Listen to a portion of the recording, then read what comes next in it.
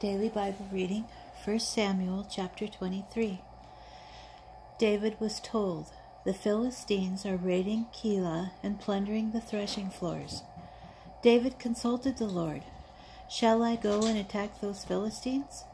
And the Lord said to David, "Go, attack the Philistines, and you will save Keilah." But David's men said to him, "Look, we are afraid here in Judah. How much more if we go to Keilah against the forces of the Philistines?" So David consulted the Lord again, and the Lord answered him, "March down at once to Keilah, for I am going to deliver the Philistines into your hands." David and his men went to Keilah and fought against the Philistines. He drove off their cattle and inflicted a severe defeat on them. Thus David saved the inhabitants of Keilah. When Abiathar, son of Ahimelech, fled to David at Keilah, he brought down an ephod with him. Saul was told that David had come to Keilah, and Saul thought, "God has delivered him into my hands, for he has shut himself in by entering a town with gates and bars." Saul summoned all the troops for war to go down to Keilah and besiege David and his men. When David learned that Saul was planning to harm him, he told the priest Abiathar to bring the ephod forward. And David said, "O Lord, God of Israel, your servant has heard that Saul intends to come to Keilah and destroy the town because of me.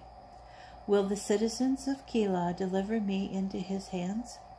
Will Saul come down, as your servant has heard? O Lord, God of Israel, tell your servant." And the Lord said, "He will." David continued, "Will the citizens of Keilah deliver me and my men into Saul's hands?" And the Lord answered, "They will." So David and his men, about 600 in number, left Keilah at once and moved about wherever they could. And when Saul was told that David had got away from Keilah, he did not set out. David was staying in the strongholds of the wilderness of Judah. He stayed in the hill country, in the wilderness of Ziph. Saul searched for him constantly, but God did not deliver him into his hands. David was once at Horesh in the wilderness of Ziph, when David learned that Saul had come out to seek his life. And Saul's son Jonathan came to David at Horesh and encouraged him in the name of God. He said to him, "Do not be afraid. The hand of my father Saul will never touch you. You are going to be king over Israel, and I shall be second to you. And even my father Saul knows this is so." And the two of them entered into a pact before the Lord. David remained in Horesh, and Jonathan went home. Some Ziphites went up to Saul in Gibeah and said, "David is hiding among us in the strongholds of Horesh, at the hill of Hachilah, south of Jeshimon. So if your majesty has the desire to come down, and it will be our task to deliver him into your majesty's hands." And Saul replied, "May you be blessed of the Lord for the compassion you have shown me. Go now and prepare further. Look around and learn what places he sets foot on, and who has seen him there, for I have been told he is a very cunning fellow. Look around and learn in which of all his hiding places he has been hiding, and return to me when you are certain.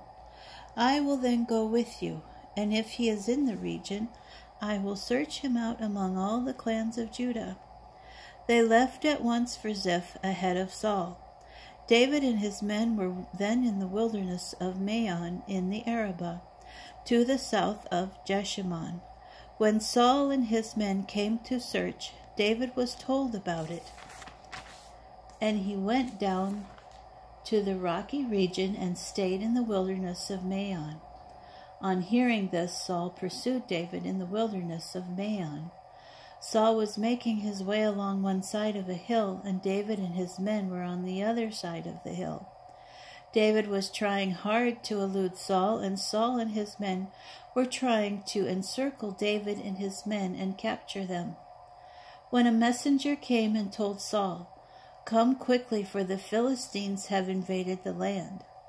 Saul gave up his pursuit of David and went to meet the Philistines.